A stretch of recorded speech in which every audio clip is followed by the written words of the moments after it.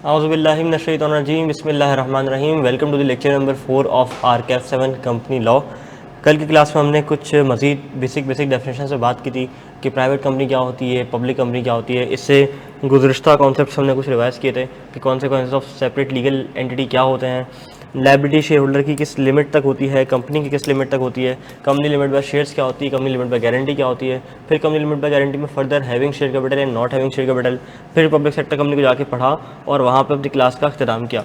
तो previous concepts में से किसी का कोई सवाल, किसी को कोई परेशानी है तो पूछ ले, कोई मसला नहीं है, कोई परेशानी नहीं। आपका नाम दोस्त, आपका नाम? हाँ, एहराद, ठीक है। अच्छा, एहराद सुमरो, जो तुम क्लास में होते हो, ठीक है। एहराद अहमद सुमरो, ठीक हो गया। एहराद, मुझे जो है ना बताओ कि कोई मसला, कोई परेशानी, चीज़ें समझ आ रही हैं? पक्की बात है, मज़ा आ रहा है? चलो ग्रेट। मामा आपको भी समझ आ रही हैं? ग्रेट। अच्छा, होमवर्क कर लिया सबने? पक्की बात है? कोई मसला, कोई परेशानी हुई? ऑनलाइन वाले हज़रात होमवर्क किया आप लोगों ने? किसी किस्म का मसला, किसी किस्म की परेशानी है तो बताएं।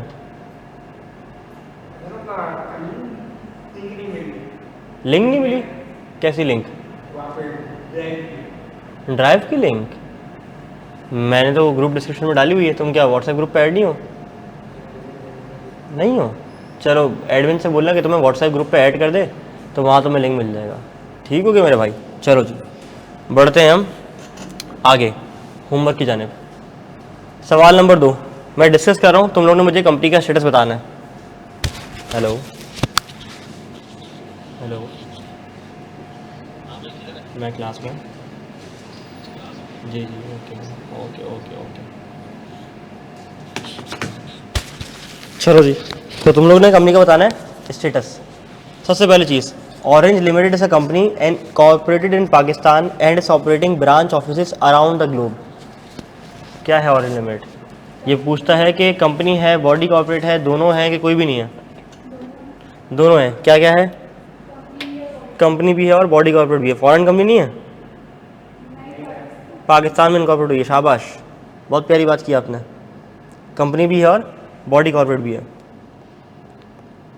चलो जी, Orange incorporation is a company incorporated in America and operating a branch office in Pakistan. ये कौन सी कंपनी है? हाँ, फॉरेन कंपनी और बॉडी कॉर्पोरेट भी है। वो क्यों क्यों क्योंकि कंपनी इनकॉर्पोरेट आउटसाइड पाकिस्तान। ठीक है, चलो जी, एक चीज़ ज़रा मैं देख लेता हूँ। अगर हम चैप्टर नंबर 1 के नोट्स पे जाएं और हम जाएं बॉडी कॉर्पोरेट पे,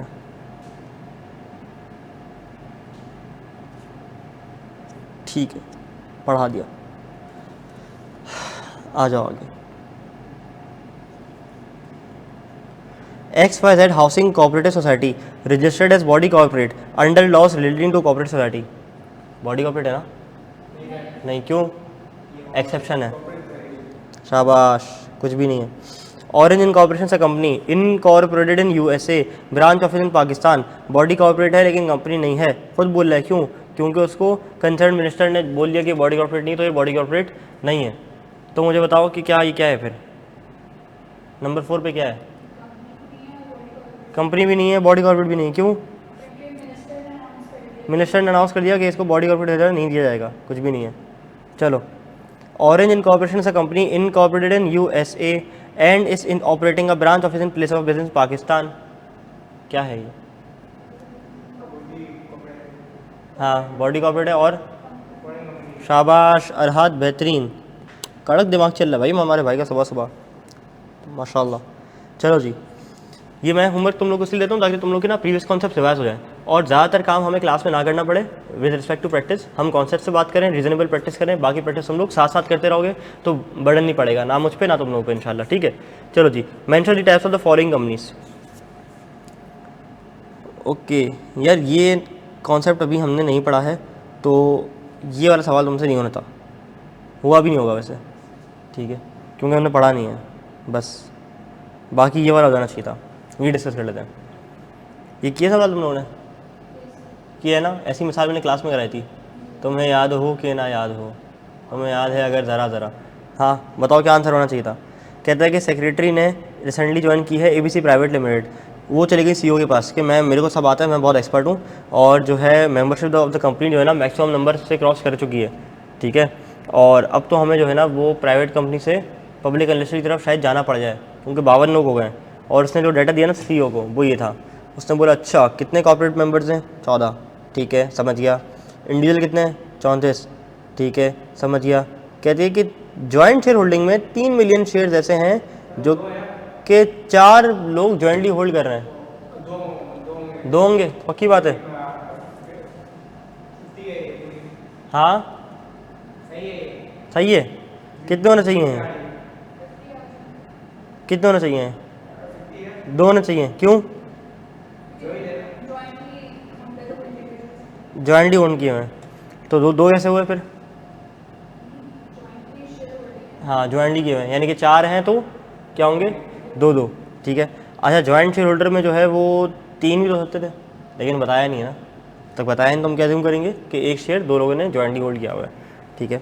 कितने हो गए, 50। क्या वायलेशन हुई है, तो हम क्या बोलेंगे, बाजी आप होशियारियाँ नहीं करें, कोई वायलेशन नहीं हुई है। सर 50 नहीं होना चाहिए बिकॉज वो जॉइंट, शाबाश ऐसा ही है, बिल्कुल ठीक बात है अदीन आपकी, बात आपकी बिल्कुल ठीक है। हम भी तो वही उसको क्रिटिकली इवेल्युएट कर रहे हैं कि उसने गलत किया हुआ है, ठीक है। क्या बात क्लियर है, क्या मैं आगे बढ़ सकता हूँ। चलो जी, अब हमने पढ़ना है ये concept holding and subsidiary company का। जब हम ये वाला कॉन्सेप्ट पढ़ लेंगे तो जो बाकी के क्वेश्चंस हैं वो भी अभी हम डिस्कस करते हुए आगे निकल जाएंगे अपने नेक्स्ट कॉन्सेप्ट में, ठीक है।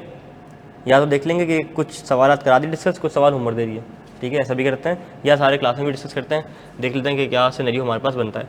चलो जी, होल्डिंग एंड सब्सिडरी कंपनी, किस किस ने FR2 पढ़ लिया है, FR2 अभी पढ़ रहे हो, दे रहे हो, ठीक है। लेकिन होल्डिंग कंपनी का नाम तो सुना होगा ना पहले ज़िंदगी में कभी, क्या होता है होल्डिंग कंपनी, कौन सी होती है, क्या होती है। हाँ पेरेंट कंपनी, शाबाश। आपको क्या लगता है, ऐसा ही कुछ, ये होल्ड कर रही होगी किसी कंपनी को, तो होल्डिंग कंपनी बेसिकली कहते हैं पेरेंट कंपनी को। और पेरेंट कंपनी कौन होती है, जिसकी, हाँ जो किसी कंपनी के 50% से ज़्यादा शेयर्स ओन कर ले, ठीक है। आगे जाके जब आप पढ़ोगे उसमें कंसोलिडेशन में FR2 में, तो आपको ये बखूबी कौन सा पढ़ाया जाएगा, होल्डिंग सब्सिडरी के ऊपर तो बहुत बात है उसके अंदर। तो वो कहता है कि कानून की नज़र में, कंपनी लॉ की नज़र में होल्डिंग कंपनी एक ऐसी कंपनी है जो कि किसी और कंपनी की होल्डिंग कंपनी हो। डेफिनेशन बड़ी वेग्स होती है ना कभी कभार है, जैसे कल हमने बात की थी what is a public company. Public company एक ऐसी कंपनी को कहते हैं जो कि प्राइवेट कंपनी नहीं है। तो होल्डिंग कंपनी को कहते हैं, क्या कह रहा है, कह रहे हैं होल्डिंग कंपनी वो कंपनी है जो कि किसी और कंपनी की होल्डिंग कंपनी हो। लेकिन भाई फिर सब्सिडरी क्या होती है, तो फिर सब्सिडरी को उसने एक्सप्लेन किया हुआ है, बोलता है सब्सिडरी कंपनी एक ऐसी कंपनी को कहते हैं जिसकी कंपोजिशन होल्डिंग कंपनी खुद संभाले बाय इटसेल्फ, या more than 1/2 of its voting security रखे जी, या more than 1/2 of its voting security रखे, या तो खुद या अलॉन्ग विद अदर सब्सिडरी। बात समझ आई, नहीं समझ आई होगी। PTCL ने यूफोन को एक्वायर किया। PTCL ने यूफोन के अगर ग्रेटर देन 51%, या कह सकते हो मोर देन 1/2 ना, तो ग्रेटर देन 50% शेयर्स अगर ले लिए तो फिर पेरेंट कंपनी कौन हो जाएगी, PTCL। सब्सिडरी कंपनी कौन बन जाएगी, यूफोन। ये क्या है, बाय इटसेल्फ, ठीक है, ये क्या है, बाय इटसेल्फ, ठीक है। अब अगर मैं बात करूं along with other subsidiaries, company A है, ठीक है, कंपनी ए की 2 सब्सिडरीज हैं, कंपनी बी और कंपनी सी। ये पेरेंट है और ये इसके 2 छोटे छोटे बच्चे हैं, सब्सिडरी 1 कहता हूँ उसको मैं, इसको मैं कहता हूँ सब्सिडरी नंबर 2। एक और कोई कंपनी है जिसका नाम है कंपनी डी, ठीक है, एक और कोई कंपनी है जिसका नाम है कंपनी डी। कंपनी डी के अंदर इन्वेस्टमेंट कर रहे हैं कौन लोग, एक तो करी है कंपनी बी ने, कंपनी बी ने कितनी की है, लेट्स से कंपनी बी ने की है 35%, ठीक है, और कंपनी ए ने की हुई है 45%। तो ज़रा मुझे बताओ कि क्या ये मिल के कंट्रोल करना नहीं हो किसी एक कंपनी को, यानी कि कंपनी ए खुद भी 45% ओन करती है शेयर होल्डिंग और 35% इसके ज़रिए भी कर रही है, ठीक है, सब्सिडरी के ज़रिए भी कर रही है। तो टुगेदर बाय इटसेल्फ और विथ अदर सब्सिडरीज, अगर किसी को कंट्रोल करे, कंपोजिशन ऑफ द बोर्ड को कंट्रोल करे, तो हम कहेंगे क्या कि वो उसकी सब्सिडरी बन गई है। ये कंट्रोल्स बोर्ड कंपोजिशन का क्या है, क्या मतलब है, यानी कि उसका बोर्ड ऑफ डायरेक्टर्स की कंपोजिशन पे कंट्रोल हो, उसके इख्तियार में हो कि किसको डायरेक्टर पे रखना चाहिए, किसको डायरेक्टर नहीं बनाना चाहिए। बोर्ड ऑफ डायरेक्टर्स की जो कंपोजिशन सारी बनाना, कौन लोग होंगे, कौन नहीं होंगे, कौन इंडिपेंडेंट डायरेक्टर कितने होंगे, नॉन एग्जीक्यूटिव कितने बैठेंगे, एग्जीक्यूटिव कितने होंगे, इलेक्शन किस तरह से होंगे, कौन लोग इसके लिए एलिजिबल हैं, कौन लोग नहीं हैं, ये सारी चीज़ें डिसाइड कौन करेगा, ये सारी चीज़ें होल्डिंग में डिसाइड करेगी। वैसे तो एलिजिबिलिटी क्राइटेरिया लिखा हुआ है लॉ में, लेकिन कॉल किसकी है, कॉल इन लोगों की होगी, इस होल्डिंग कंपनी की होगी। वो कहता है कि ये अपॉइंट करेगी डायरेक्टर्स को, ये अपॉइंट करेगी, कंट्रोल करेगी बोर्ड की कंपोजिशन को। बात समझ आती है। तो सब्सिडरी कंपनी एक ऐसी कंपनी को कहते हैं जिसकी बोर्ड कंपोजिशन कौन कौन करे, कौन कंपोज करे उसके बोर्ड को, होल्डिंग कंपनी, या तो खुद से या तो अलॉन्ग विद अदर सब्सिडरीज मिलके, ठीक है। अच्छा, ये होली ओन सब्सिडरी क्या होती है, ये बड़ा एक मज़ेदार और क्रिटिकल छोटा सा ना इसमें एक टेक्निकल एस्पेक्ट है जो मैं तुम्हें समझाना चाह रहा हूँ। इसको ज़रा पढ़ लो, होल्डिंग किसको, होली ओन सब्सिडरी को। ये हु ओन सब्सिडरी लिखा हुआ है, ये होली ओन्ड है। मुझे ज़रा पढ़ के बताओ कि होली ओन सब्सिडरी में लिखा हुआ है कि all shares are hold by holding company. इसमें से तुम्हारे जहन में कोई सवाल आ रहा है या नहीं आ रहा, आना चाहिए एक।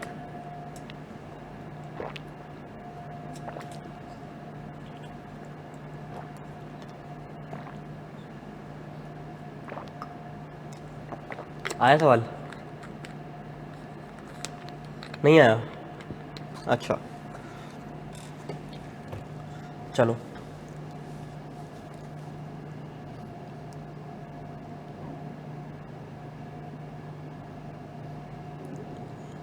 कल हमने एक मिसाल पढ़ी थी जाहिद वाली, ठीक है।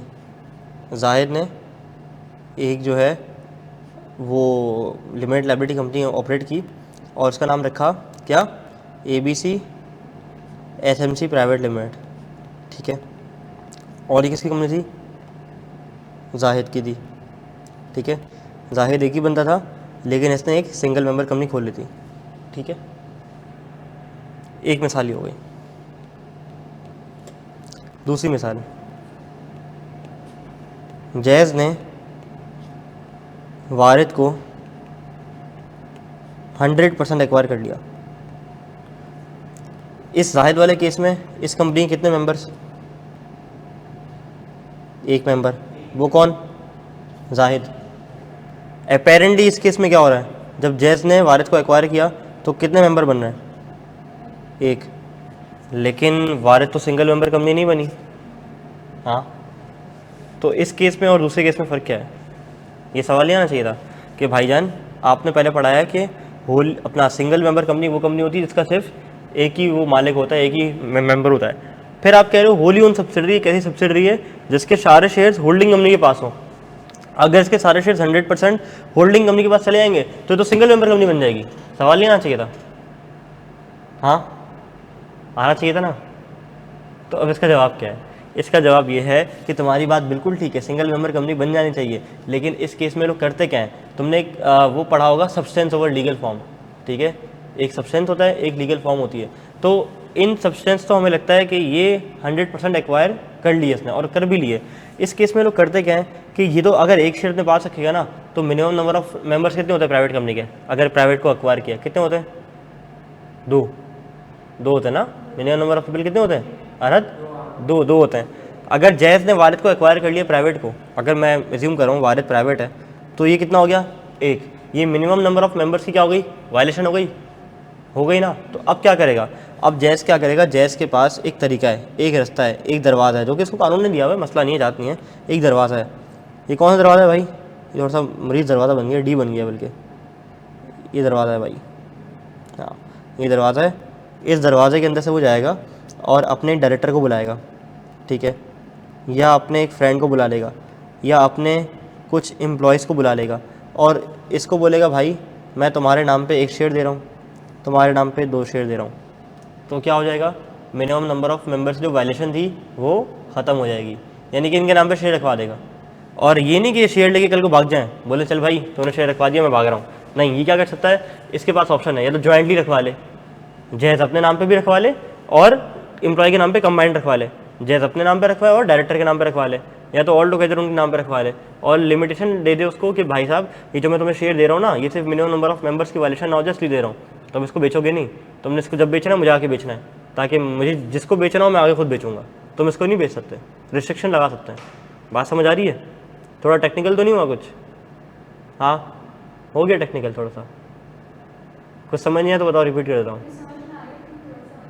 हाँ कन्फ्यूजिंग था ना, कोई मसला नहीं है, ये तो बस मैं मिसाल दे रहा था। मेरी बात मैं दोबारा रिपीट कर देता हूँ जहाँ से हमने बात का आगाज़ किया है। बात का आगाज़ मैंने यहाँ से किया है कि होल्डिंग कंपनी एक ऐसी कंपनी होती है जो किसी दूसरी कंपनी की होल्डिंग कंपनी हो, ये लॉ में लिखा हुआ है। लेकिन इसको बताने के साथ साथ उसने सब्सिडरी कंपनी को भी जो है ना वो क्या किया है, एक्सप्लेन किया है। उसने कहा कि सब्सिडरी कंपनी एक ऐसी कंपनी होती है जिसकी कंट्रोल करे कंपोजिशन ऑफ द बोर्ड, कौन? होल्डिंग कंपनी, या तो और क्या करे, होल्ड करे more than 1/2 of its voting securities. अच्छा देखो लॉ में कुछ वर्ड्स होते हैं जिसके साथ ना आपने मस्ती नहीं करनी। 1/2 तो आपने 50% नहीं लिखना, ठीक है, 1/2 को 1/2 ही लिखना है। ऐसे बहुत सारे लफ्ज़ आगे ऐसे आएंगे जिसमें मैं कहूँगा कि यार देखो इन अल्फाजों के साथ ना चेंजिंग नहीं करनी है आपने, अगर 1/2 लिखा हुआ है तो 1/2 ही करना है। सर मेंबर परचेज करेंगे शेयर्स, क्या मेंबर थोड़ी होंगे वो, मतलब जो उसके एम्प्लॉयज़ होंगे या डायरेक्टर होंगे उस कंपनी के, उनके नाम पर रखवा दिया जाएगा जॉइंटली, मेंबर परचेज नहीं करेंगे, पैसे भले कंपनी लेगी पूरे जो जैज़ ने दिए इस केस में, ठीक है दीन। चलो जी, फिर क्या बात चली थी कि कंट्रोल्स करे कंपोजिशन बाय इटसेल्फ और with other subsidiaries. Other subsidiaries वाली मिसाल मैंने यहाँ पे ABC वाली मिसाल आपको दे दी है, ये रही, ऐसे नहीं, ऐसे नहीं, मैं वो उंगली लेके जा रहा हूँ ऐसे, ठीक है चलो। और फिर होली ओन सब्सिडरी क्या होती है? होली ओन सब्सिडरी होती है कि जिसको 100% एक्वायर कर लिया हो किसने, किसी दूसरी कंपनी ने।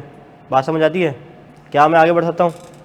चलो जी, ये वाले क्वेश्चंस पे हम आप ऑफिशियली आ सकते हैं, ठीक है। चलो मामा आ जाओ। सवाल नंबर 3, ये आपने मेंशन करनी है कि इस कंपनी की टाइप क्या है, ठीक है। आपके पास है टोटल में 2 मिनट 30 सेकेंड है आपके पास एक सवाल सॉल्व करने के लिए। आपने सिर्फ टाइप ऑफ कंपनी लिखना है, आपका टाइम शुरू होता है। अब देखते हैं कि आप लोगों ने क्या किया है। द सिक्योरिटीज़, अच्छा आपने बताना है मुझे साथ साथ ना, अधीन सारे बताना है आपने भी, अरहाद आपने बताना है। The securities of Engro fertilizer limited are allowed to be traded on PSX, that is people can buy and sell those securities using the mechanism provided by PSX। Listed listed listed, देखो पब्लिक तो है अरहद, लेकिन public listed है, specific बताना है। चलो जी, Pak Arab refinery limited, PARCO, a joint venture between government of Pakistan and the Emirate of Abu Dhabi was incorporated as a public limited company in 1974. The government of Pakistan holds 60% of the shareholding while 40% of the shares are held by Emirates of Abu Dhabi. Public sector company, क्यों? क्योंकि more than 1/2 of, बिल्कुल। XYZ Limited is a public company registered under Companies Act 2017, also listed on Pakistan Stock Exchange। ये तो public listed लग रही है, आगे पढ़ते हैं। गवर्नमेंट हैज नो डायरेक्ट और indirect investment in this company, public company है, ठीक है। पब्लिक लिस्टेड नहीं है, लिस्टेड तो है ना पाकिस्तान स्टॉक एक्सचेंज पे, तो अगर लिस्टेड है तो public listed, you can say public company, public listed company, ठीक है। आ जाओ। ABC owns 100% shares in XYZ limited, wholly own subsidiary, ठीक है। तो हम क्या कहेंगे कि ABC will be deem to be wholly own subsidiary of XYZ limited, नहीं होली ओन सब्सिडरी कर दो उसको। चलो जी आगे बढ़ते हैं। क्या ये सवाल क्लियर है? खुद कर लिया माशाल्लाह आप लोगों ने। चलो इसी बात पे मुझे ज़रा सवाल नंबर 4 भी करके दे दो।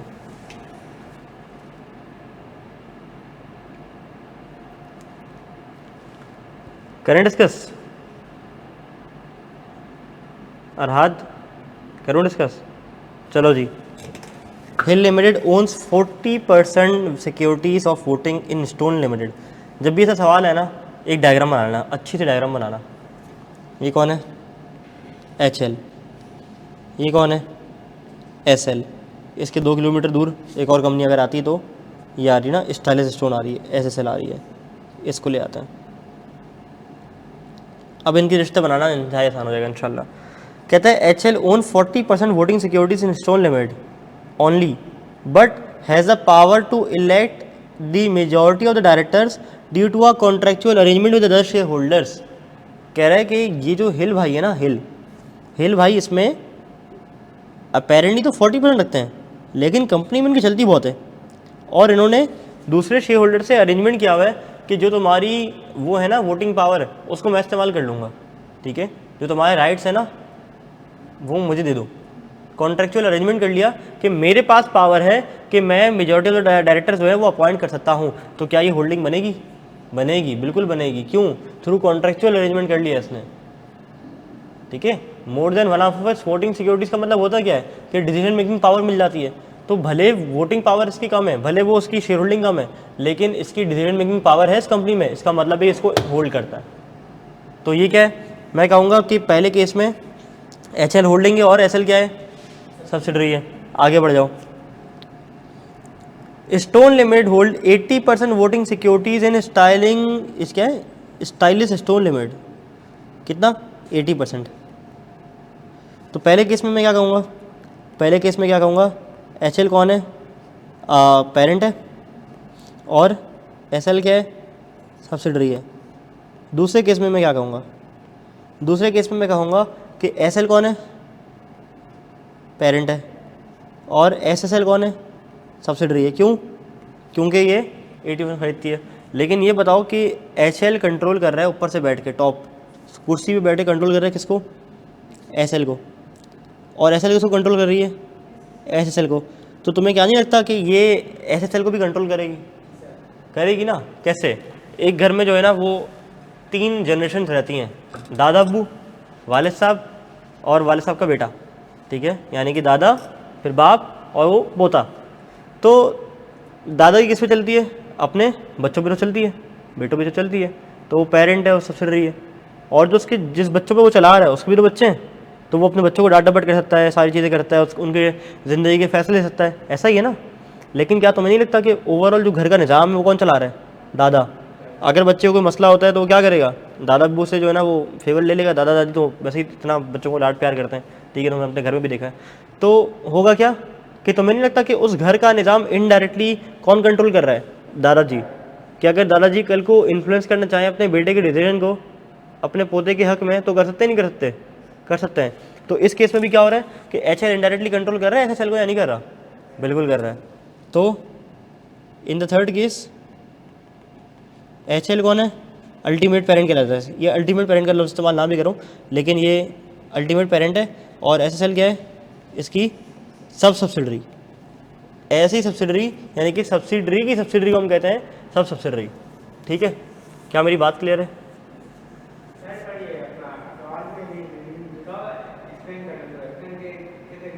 बस एक एक बुलेट पॉइंट में आंसर कर देना है अपनी बात को, ठीक है। SL holding, SSL subsidiary by decision making, HL holding on company on both. अच्छा, ये अगर तुम सब्सिडरी वाला लफ्ज़ इस्तेमाल ना करना चाहो ना भी करो, ठीक है, तुम्हारे कोर्स में कहीं भी लिखा सब्सिडरी क्या होती है।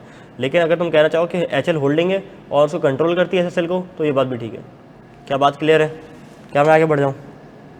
चलो, अब समय आ गया होमवर्क देने का बच्चों। ये सवाल ना घर से करके लाना, लेकिन पहले आपको याद करना पड़ेगा बॉडी कॉर्पोरेट है क्या, याद करके लिखना। तो ये लेक्चर हमारा 3 का होमवर्क हो गया ना, ऐसा ही है, नहीं 4 का। एक सवाल बन गया, ये हमने डिस्कस कर लिया। आ जाओ होमवर्क लेक्चर 4, ये वाला सवाल भी लेक्चर 4 का होमवर्क है, और ये भी, ये छोटे छोटे सवाल हैं, ये ज़्यादा टाइम नहीं लेंगे हमारा, ठीक है। ये सवाल क्या करना है आपने बतौर होमवर्क, दोबारा नोट कर लो कौन सा सवाल होमवर्क दिया, 5, 7, 8, 9, ठीक है मेरे बच्चों। क्या हम आगे बढ़ जाएं?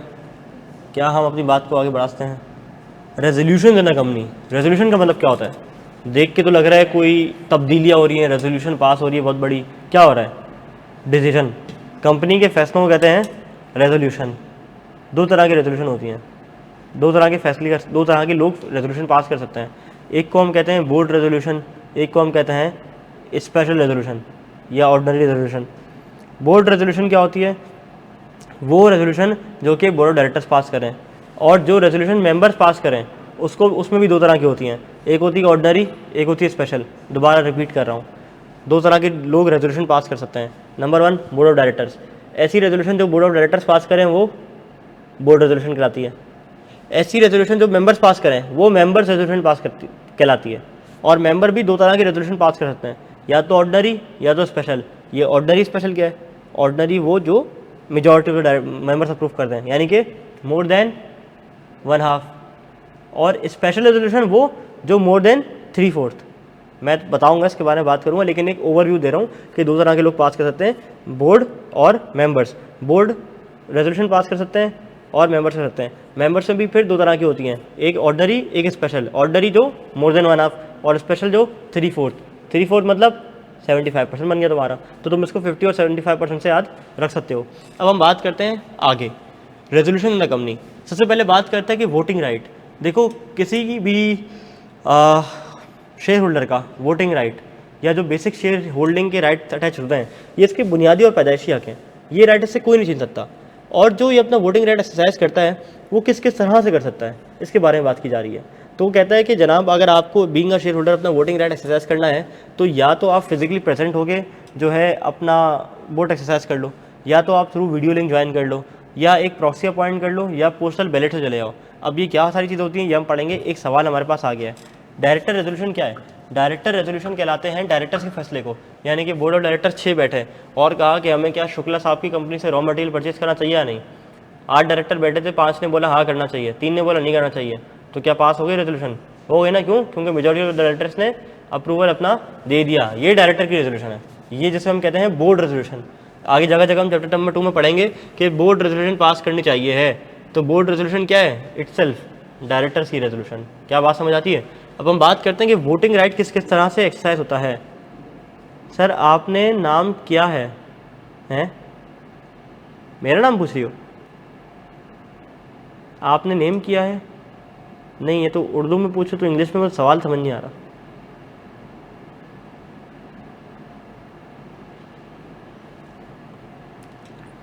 पूछ लो। 5 सेकंड में सवाल नहीं है तो हम आगे बढ़ जाएंगे। 5। अच्छा सर, आपने नेम क्या बताया है उस रेजोल्यूशन का? बस बोर्ड रेजोल्यूशन, सिंपल सिंपल था, बोर्ड रेजोल्यूशन। चलो जी, अब हम बात करते हैं कि कोई बंदा अपना वोटिंग राइट किस तरह से एक्सरसाइज कर सकता है। ठीक है, कोई बंदा अपना वोटिंग राइट किस तरह से एक्सरसाइज कर सकता है। सबसे पहली बात है फिजिकल प्रेजेंस।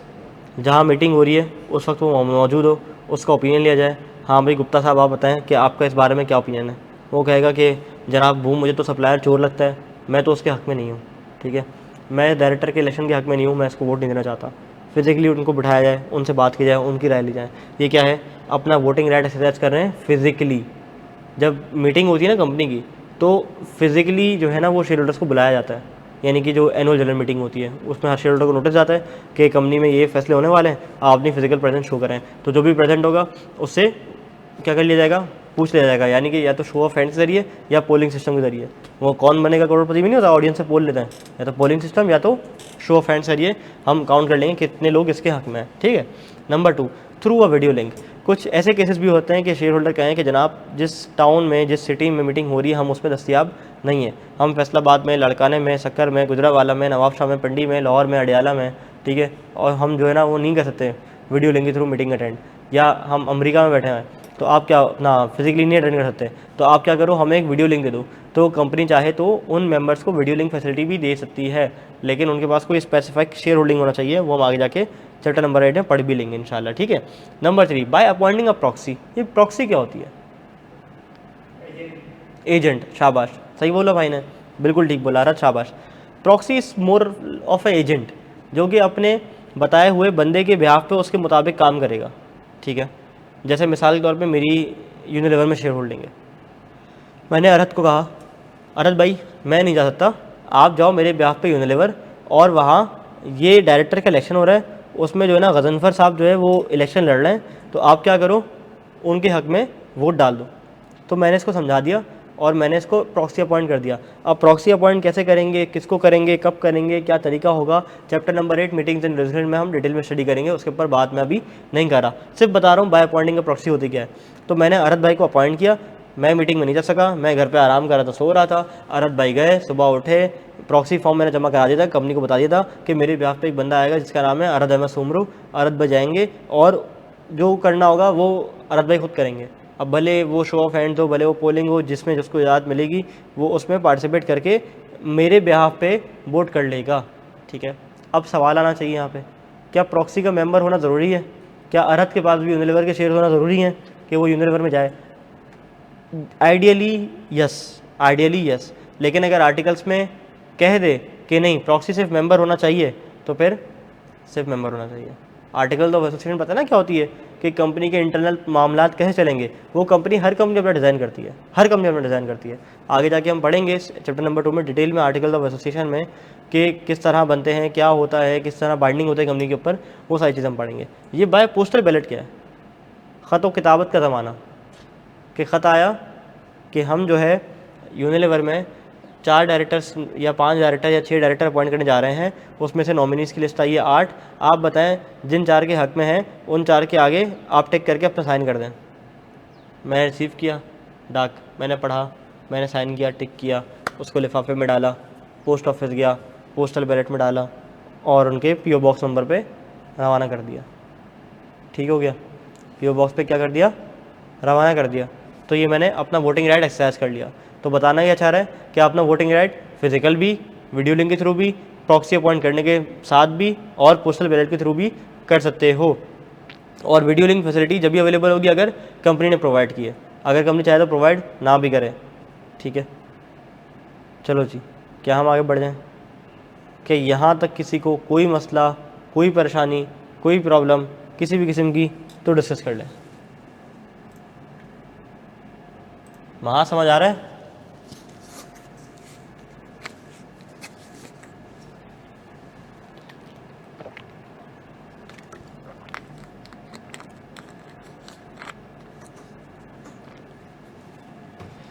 चलो जी, बढ़ते हैं हम एक स्टेप आगे। रेजोल्यूशंस ना कंपनी, ये रेजोल्यूशन वाला टॉपिक ना हम ख़त्म करते हैं जल्दी से। फिर मैंने बात की कि जो रेजोल्यूशन ना कंपनी होती हैं वो 2 तरह की होती हैं, एक ऑर्डिनरी होती है, एक स्पेशल होती है। ये रेजोल्यूशन कौन सी है? ये मेंबर की बात कर रहे हैं, मेंबर की, जो कि मेंबर ने पास की होंगी। एक ऑर्डिनरी होती है और एक स्पेशल होती है।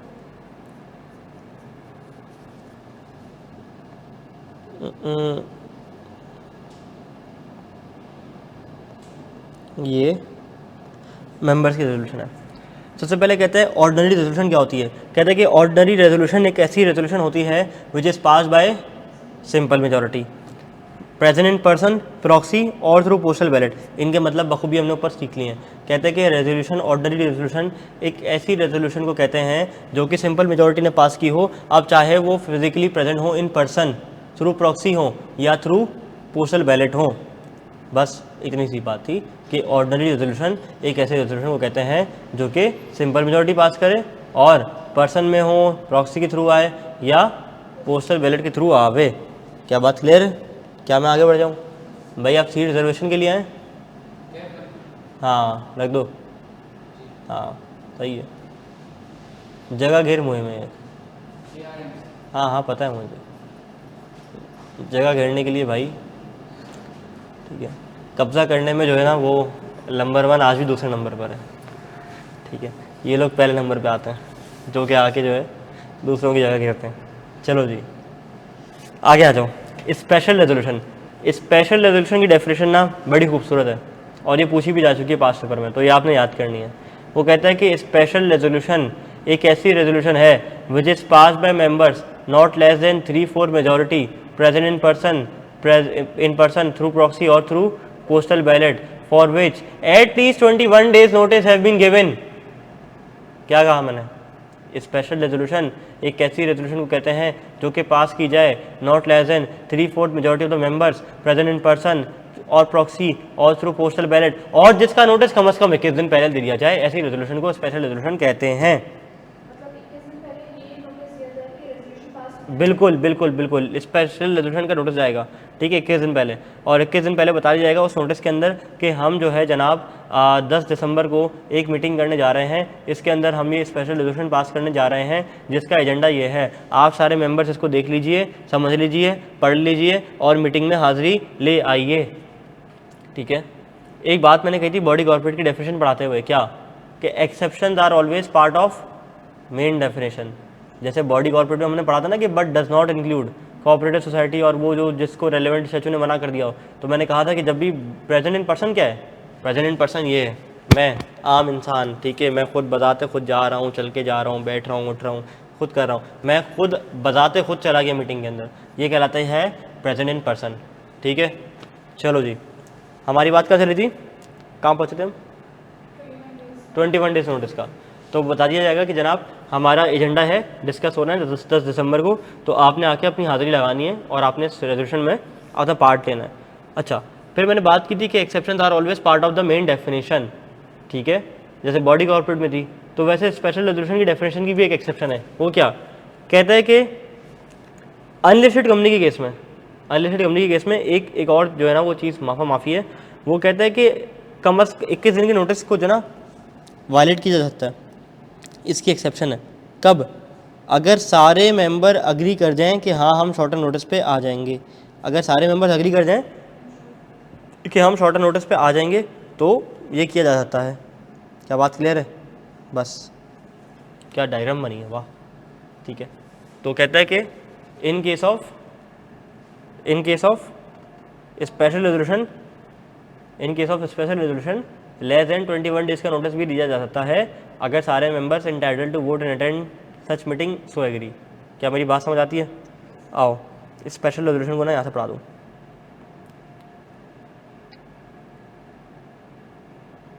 देखो नोट बने हुए आपके लिए बेहतरीन किस्म के, फुल तैयार, यहाँ हम नहीं गए अभी, अथॉरिटीज़ कल पढ़ेंगे। कहाँ गए रेजोल्यूशन? ओह, वो असल में मैंने हेडर कॉपी किया था तो हेडर जो है बिजनेस लॉ कॉपी हो गया। अच्छा, थिंग्स फॉर आइडेंटिफाइंग। यार स्पेशल रेजोल्यूशन की डेफिनेशन शायद मुझसे नाराज़ हो गई है, वो चली गई है, मिल नहीं रही है, बल्कि शायद रजिस्ट्रार के बाद होगी। हाँ ठीक है, क्योंकि क्लास की सीक्वेंस में ही दूसरी थी। ये रही, मिल जाएगी, ये रही, पढ़ो। Special resolution refers to a resolution passed by majority of not less than 3/4 of members entitled to vote. Members of the company must be present in person or by proxy or through postal ballot. The resolution is passed at general meeting with at least 21 days notice specified the proposed resolution. यानी कि agenda. Exception: special resolution may be passed by giving notice of less than 21 days if all the members entitled to attend and vote such meeting so agree. अगर बाकी लोग agree कर जाएं तो फिर 21 दिन के शॉर्टर नोटिस पे भी मीटिंग बुलाई जा सकती है और करवाई जा सकती है। क्या ये बात क्लियर है? क्या ये बात समझ आती है? हाँ, चीज़ समझ आ रही हैं? चलो जी, होमवर्क तो मैंने आपको दिया हुआ पर कौन कौन से, दोबारा रिपीट कर रहा हूँ, फिर बोलते कि होमवर्क पता नहीं चला। 5, 7, 8, 9, चलो जी, वो तो होमवर्क है लेकिन ये क्लास वर्क है। ये हमारी तस्वीर, जब हमारी घड़ी में 2 बजते हैं तो हमारी प्रैक्टिस का टाइम शुरू हो जाता है। चलो जी, छेती से आपने करना है 10 नहीं,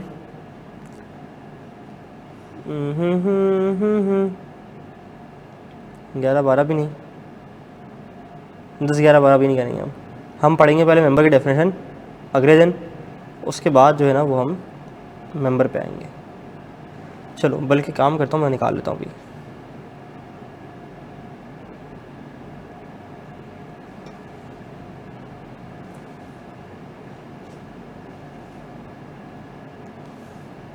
एक 125 जगह मेंबर लिखा हुआ है।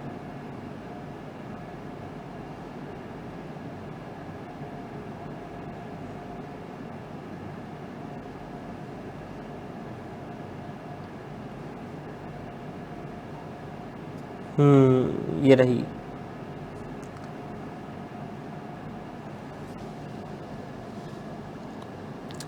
ये ना लास्ट टाइम मैं स्लाइड में डालना भूल गया था और इस बार भी स्लाइड में डालना भूल गया, लेकिन ये मुझे सवालात देख के याद आ गई।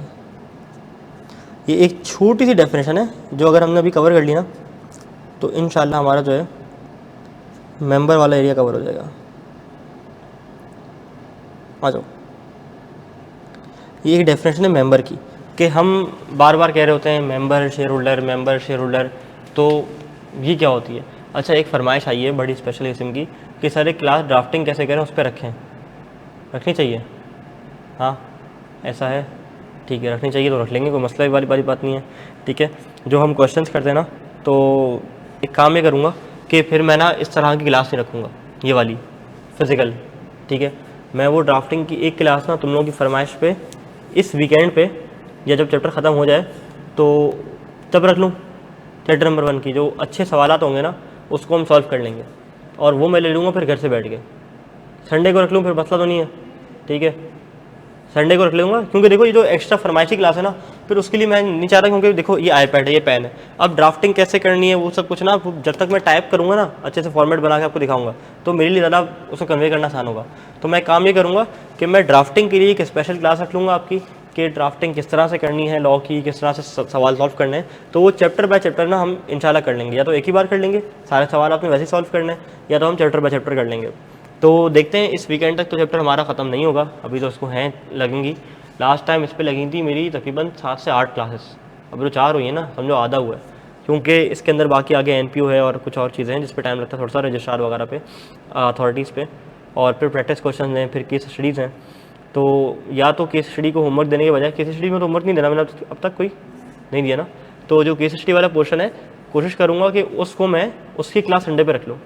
ठीक है, और उसकी ड्राफ्टिंग कैसे करनी है वो हम कर लें। अब वो भले 6 बजे के बाद भी होती है, वो 7 बजे भी होती है, वो 8 बजे भी होती है, वो सुबह भी होती है, दोपहर को भी होती है, मैं अपनी फिजिबिलिटी वीकेंड पे निकालूंगा, देखूंगा फिजिबल टाइम क्या बन रहा है, और जो फिजिबल टाइम बनेगा उस पर क्लास शेड्यूल कर दूँगा।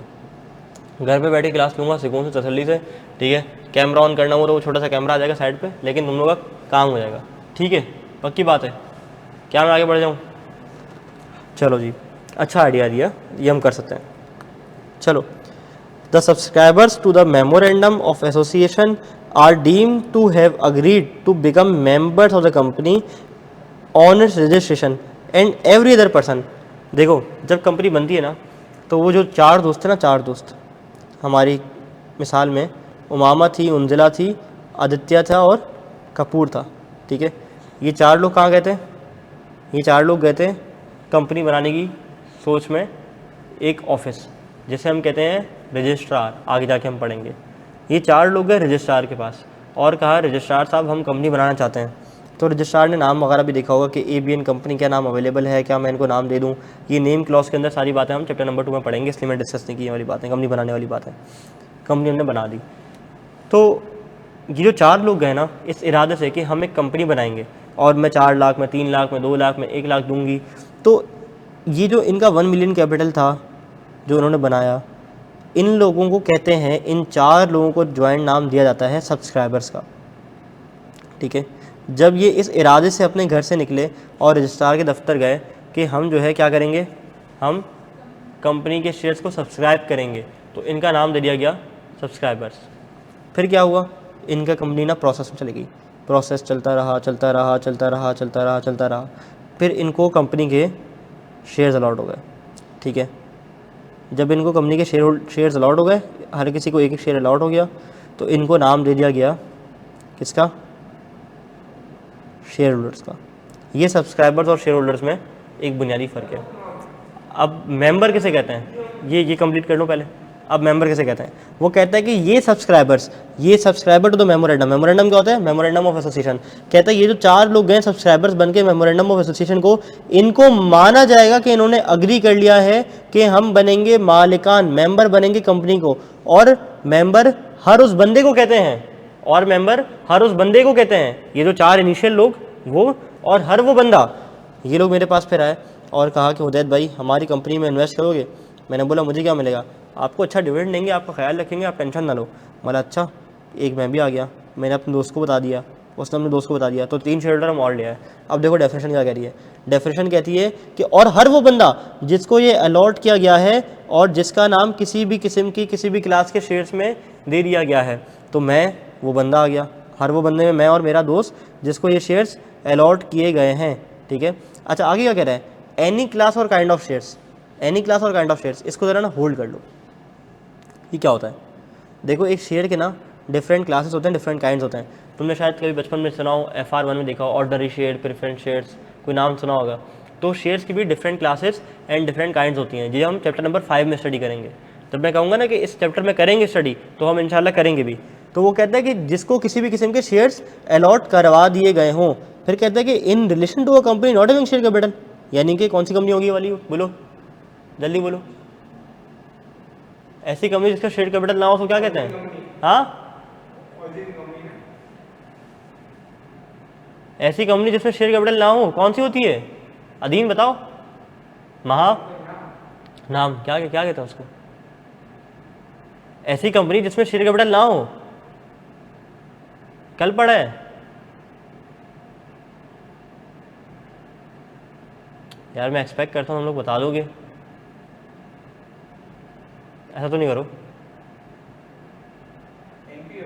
नहीं नहीं, क्या हो गया? NPO नहीं अदीन, मैंने सवाल किया है कि एक ऐसी कंपनी जिसके अंदर शेयर कैपिटल ना हो। कल क्या पढ़ा था? कंपनी लिमिटेड बाय शेयर्स, और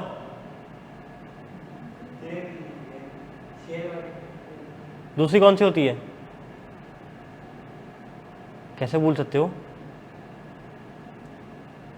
मामा? कल क्या पढ़ा था? कंपनी लिमिटेड बाय शेयर्स होती है, और दूसरी कौन सी होती है? अभी सुबह आके रिवीजन कराया उस बात का। कंपनी लिमिटेड बाय गारंटी, भूल गए थे? हाँ बिल्कुल याद नहीं आया, लेकिन कितना आसान है। हालांकि हमने कल कितनी बार पढ़ा है कि दो तरह की कंपनीज होती हैं, एक होती है कंपनी लिमिटेड बाय शेयर्स, दूसरी होती है company limited by guarantee. Guarantee limit में भी having share capital, not having share capital. फिर मेंबर्स की एबिलिटी कितनी होती है in case of company limited by shares? Up to the amount unpaid by them. अगर कोई अमाउंट अनपेड है तो वो होगा, अगर कोई अमाउंट पे किया हुआ है तो उसकी लाइबिलिटी नहीं होगी। In case of company limit by guarantee, maximum amount उन्होंने गारंटी किया उनको वो पे करना पड़ेगा। In case of company guarantee limit having share capital, तो unpaid amount plus guaranteed amount. क्या ये बात हमने नहीं पढ़ी कल? तो अभी आपके ध्यान में क्यों नहीं आया कि वो कौन सी कंपनी की बात करे जिसका शेयर कैपिटल नहीं है? गारंटी लिमिटेड की। यार अल्लाह तेरा शुक्र है, तेरा एहसान है मालिक। चलो जी, any person who has agreed to become the member of the company, कहता है कि गारंटी लिमिटेड में जिन्होंने गारंटी दी हुई है वो मेंबर कहलाएंगे, और जिनका नाम कर दिया जाए enter members of the members के रजिस्टर में तो वो मेंबर कहलाएंगे। ठीक है, ये थी हमारी छोटी सी मेंबर्स की डेफिनेशन। आपके पास हैं अगले अल्लाह भला करे, क्या कहते हैं, 5 मिनट। आपने ये 3 सवाल अटैम्प्ट करना है। एक तो रट्टे वाला है, ये तो आपने जो है ना वो देख लेना है याद करके मेंबर की डेफिनेशन। तो बाकी तो इतना मुश्किल नहीं है, बल्कि 10 और 11 दोनों रट्टे वाले सवाल है। हमारे पास जो 12वां सवाल है ना, वो एक अच्छा सवाल है। ठीक है, चलो ये सवाल सॉल्व करो, तुम लोगों के पास है।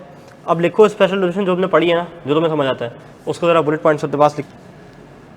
हम इंशाल्लाह फोकस करेंगे अपनी किताब वाली स्क्रीन पे। ठीक है, चलो आ जाओ। कौन सा सवाल था? सवाल नंबर 10 तो रट्टे वाला है, डेफिनेशन याद करके लिखनी है आपने, वो देख लेना। ठीक है, और 11 थी स्पेशल रेजोल्यूशन, इसमें भी आपने क्या करनी थी? डेफिनेशन कॉपी पेस्ट करनी थी। आ जाओ 12 पे। Mention the status of the following persons. Person कितने होते हैं? नेचुरल पर्सन और आर्टिफिशियल पर्सन। कहते हैं ये शेयर होल्डर है, मेंबर है, दोनों या कुछ भी नहीं है। अब मेंबर की डेफिनेशन हमने पढ़ ली है, इसकी रोशनी हमने आंसर करना है। ठीक है, आ जाओ।